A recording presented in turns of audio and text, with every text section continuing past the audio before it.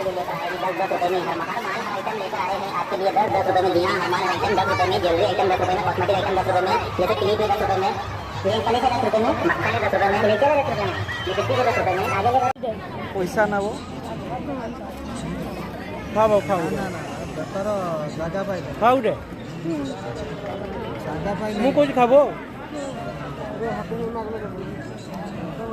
ଯୋଉ ଜାଗାରେ ବସିଥିଲି କାଲି ଉଠିକି ପଳେଇଗଲି ମନକୁ ମନ ଖାଉ ରେ